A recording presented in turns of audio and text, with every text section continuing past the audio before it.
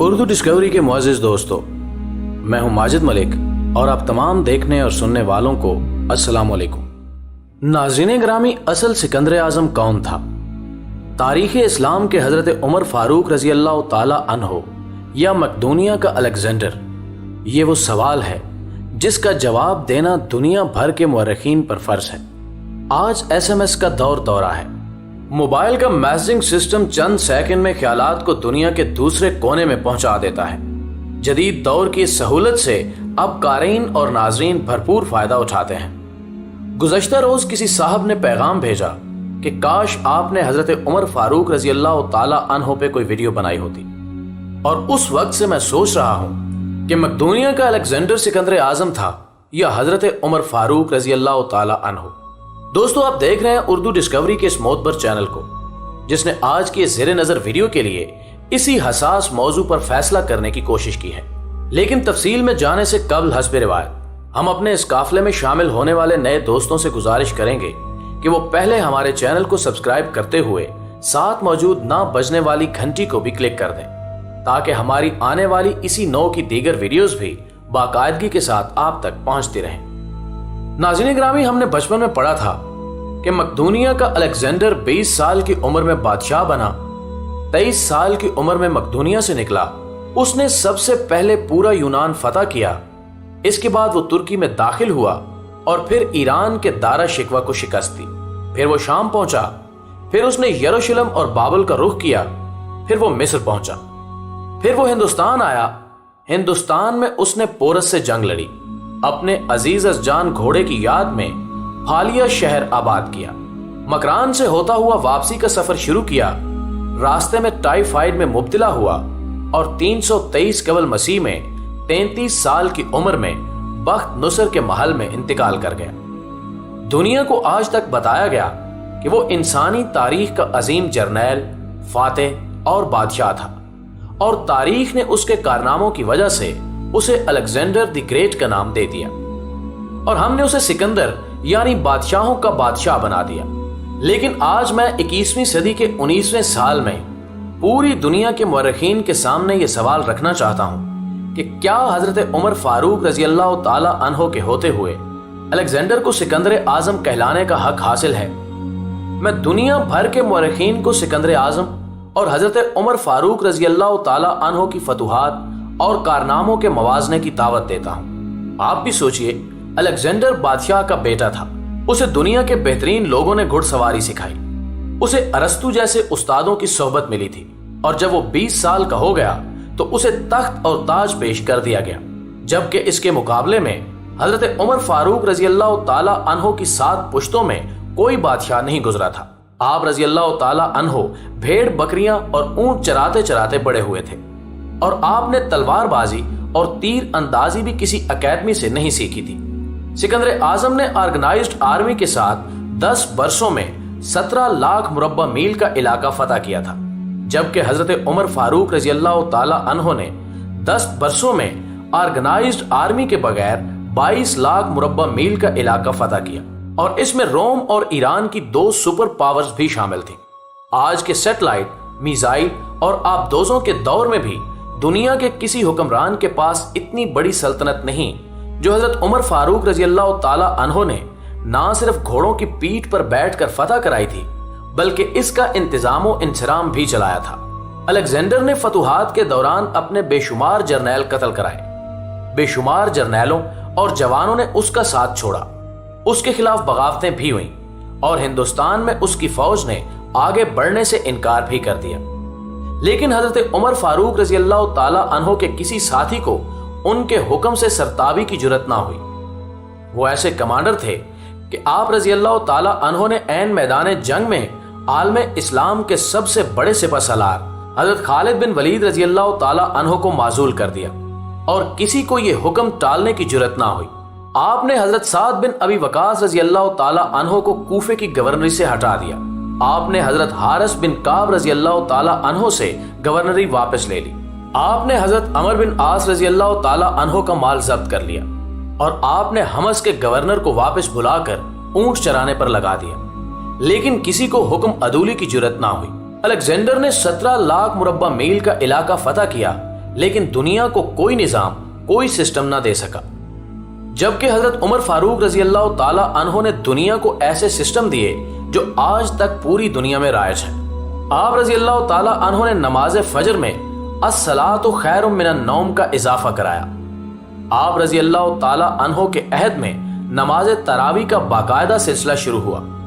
आप रजी अल्लाह ताला अन्हो ने शराब नोशी की सजा मुकर्रर की, सने हिजरी का इजरा किया, जेल का तसव्वुर दिया, मुअज्जिनों की तनख्वाहें मुकर्रर की, मस्जिदों में रोशनी का बंदोबस्त कराया, पुलिस का महकमा बनाया, एक मुकम्मल अदालती निजाम की बुनियाद रखी, आबपाशी का निजाम कायम कराया, फौजी छावनियां बनवाई और फौज का बाकायदा महकमा कायम किया। आप रजी अल्लाह ताला अन्हो ने दुनिया में पहली बार दूध पीते बच्चों, माजूरों, बेवाओं और बेआसराओं के वज़ाइफ मुकर्रर किए। आप रजी अल्लाह ताला अन्हो ने दुनिया में पहली बार हुक्मरानों, सरकारी ओहदेदारों और वालियों के असासे डिक्लेयर करने का तसव्वुर दिया। आप रजी अल्लाह ताला अन्हो ने बेइंसाफी करने वाले जजों को सजा देने का सिलसिला भी शुरू किया। आप रजी अल्लाह ताला अन्हो ने दुनिया में पहली बार हुक्मरान क्लास की अकाउंटेबिलिटी शुरू की। आप रजी अल्लाह ताला अन्हो रातों को तिजारती काफिलों की चौकीदारी करते थे। आप रजी अल्लाह ताला अन्हो फरमाया करते थे कि जो हुक्मरान अदल करते हैं वो रातों को बेखौफ सोते हैं। आप रजी अल्लाह ताला अन्हो का फरमान था कि कौम का सरदार कौम का सच्चा खादिम होता है। आप रजी अल्लाह ताला अन्हो की मोहर पर लिखा था, उमर नसीहत के लिए मौत ही काफी है। आप रजी अल्लाह ताला अन्हो के दस्तरखान पर कभी 2 सालन नहीं रखे गए। आप रजी अल्लाह ताला अन्हो जमीन पर सर के नीचे ईंट रखकर सो जाते थे। आप रजी अल्लाह ताला अन्हो सफर के दौरान जहां नींद आ जाती, आप किसी दरख्त पर चादर तान कर साया करते थे और सो जाते थे और रात को नंगी जमीन पर दराज हो जाते थे। आप रजी अल्लाह ताला अन्हो के कुर्ते पर 14 पैबंद थे और इन पैबंदों में एक सुर्ख चमड़े का पैबंद भी था। आप रजी अल्लाह ताला अन्हो मोटा खुरदरा कपड़ा पहनते थे। आपको नरम और बारीक कपड़े से नफरत थी। आप रजी अल्लाह ताला अन्हो किसी को जब सरकारी ओहदे पर फायज करते थे तो उसके असासों का तखमीना लगवा कर अपने पास रख लेते थे, और अगर सरकारी ओहदे के दौरान उसके असासों में इजाफा हो जाता तो आप रजी अल्लाह ताला अन्हो उसकी अकाउंटेबिलिटी करते थे। आप जब किसी को गवर्नर बनाते तो उसे नसीहत फरमाते थे कि कभी तुर्की घोड़े पर ना बैठना, बारीक कपड़े ना पहनना, छना हुआ आटा ना खाना, दरबान ना रखना और किसी फरियादी पर दरवाजा बंद ना करना। आप रजी अल्लाह ताला अन्हो फरमाते थे कि जालिम को मुआफ कर देना मजलूमों पर जुल्म है, और आप रजी अल्लाह ताला अन्हो का ये फिक्रा आज इंसानी हकूक के चार्टर की हैसियत रखता है। माएं बच्चों को आजाद पैदा करती हैं, तुमने उन्हें कब से गुलाम बना लिया। फरमाया, मैं अक्सर सोचता हूँ और हैरान होता हूँ कि उमर बदल कैसे गया। आप रजी अल्लाह ताला अन्हो इस्लामी दुनिया के पहले खलीफा थे जिन्हें अमीरुल मोमिनीन का खिताब दिया गया। नाज़रीन ग्रामी, दुनिया के तमाम मज़ाहिब की कोई ना कोई खसूसियत है। इस्लाम की सबसे बड़ी खसूसियत अदल है, और हजरत उमर फारूक रजी अल्लाह ताला अन्हो वो शख्सियत हैं जो इस खसूसियत पर पूरा उतरते हैं। आप रजी अल्लाह ताला अन्हो के अदल की वजह से अदले दुनिया में अदले फारूकी हो गया। आप शहादत के वक्त मकरूज थे, चुनाचे आप रजी अल्लाह ताला अन्हो की वसीयत के मुताबिक आपका वाहिद मकान बेचकर आपका कर्ज अदा कर दिया गया, और आप रजी अल्लाह ताला अन्हो दुनिया के वाहिद हुक्मरान थे जो फरमाया करते थे कि मेरे दौर में अगर फिरात के किनारे कोई कुत्ता भी भूख से मर गया तो उसकी सजा उमर को भुगतना होगी। आप रजी अल्लाह ताला अन्हो के अदल की ये हालत थी। आप रजी अल्लाह ताला अन्हो का इंतकाल हुआ तो आपकी सल्तनत के दूर दराज इलाके का एक चरवाहा भागता हुआ आया और चीख कर बोला, लोगो, हजरत उमर रजी अल्लाह ताला अन्हो का इंतकाल हो गया। लोगों ने हैरत से पूछा, तुम मदीने से हजारों मील दूर जंगल में हो, तुम्हें इस साहने की इतला किसने दी? चरवाहा बोला कि जब तक हजरत उमर फारूक रजी अल्लाह ताला अन्हो जिंदा थे, मेरी भेड़ें जंगल में बेखौफ फिरती थी और कोई दरिंदा उनकी तरफ आंख उठाकर नहीं देखता था। लेकिन आज पहली बार एक भेड़िया मेरी भेड़ का बच्चा उठाकर ले गया। मैंने भेड़िए की जुर्रत से जान लिया कि आज दुनिया में हजरत उमर रजी अल्लाह ताला अन्हो मौजूद नहीं है। नाज़रीन ग्रामी, मैं दुनिया भर के मुअर्रिखीन को दावत देता हूँ कि वो अलेक्जेंडर को हजरत उमर फारूक रजी अल्लाह ताला अन्हो के सामने रख कर देखें उन्हें अलेक्जेंडर हजरत उमर फारूक रजी अल्लाह ताला अन्हो के हजूर पहाड़ के सामने कंकर दिखाई देगा, क्योंकि अलेक्जेंडर की बनाई हुई सल्तनत उसकी वफात के 5 साल बाद खत्म हो गई, जबकि हजरत उमर फारूक रजी अल्लाह ताला अन्हो ने अपने दौर में जिस खित्ते में इस्लाम का झंडा भिजवाया वहां से आज भी अल्लाह अकबर की सदाएं आती हैं। वहां आज भी लोग हजरत उमर फारूक रजी अल्लाह ताला अन्हो के अल्लाह के सामने सजदा करते हैं। दुनिया में अलेक्जेंडर का नाम सिर्फ किताबों में सिमट कर रह गया है, जबकि हजरत उमर फारूक रजी अल्लाह ताला अन्हो के बनाए निजाम दुनिया के 245 ममालिक में आज भी किसी न किसी शक्ल में मौजूद हैं। आज भी जब किसी डाकखाने से कोई खत निकलता है, पुलिस का कोई सिपाही वर्दी पहनता है, कोई फौजी जवान 6 माह बाद छुट्टी पर जाता है, या फिर हुकूमत किसी बच्चे, माजूर, बेवा या बेआसरा शख्स को वजीफा देती है, तो वो मुआशरा, वो सोसाइटी बे इख्तियार हजरत उमर फारूक रजी अल्लाह ताला अन्हो को ग्रेट तस्लीम करती है। वो उन्हें तारीख का सबसे बड़ा सिकंदर मान लेती है, मां सिवाय उन मुसलमानों के जो आज एहसास कमतरी के शदीद एहसास में कलमा तक पढ़ने से पहले दाएं बाएं देखते हैं। लाहौर के मुसलमानों ने एक बार अंग्रेज सरकार को धमकी दी थी कि अगर हम घरों से निकल पड़े तो तुम्हें चंगेज खान याद आ जाएगा।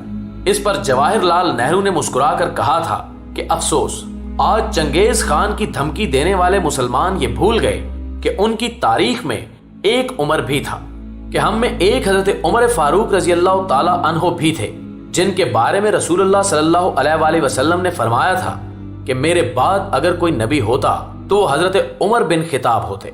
नाज़रीन ग्रामी, वीडियो के आखिर में मैं उर्दू डिस्कवरी के प्लेटफॉर्म से तमाम दुनिया के मुअर्रिखीन और स्पेशली ऑक्सफोर्ड यूनिवर्सिटी के तारीख के तमाम प्रोफेसर्स को चैलेंज करता हूं कि वो आएं और अपने दलाइल से साबित करें कि असल सिकंदर आजम कौन था।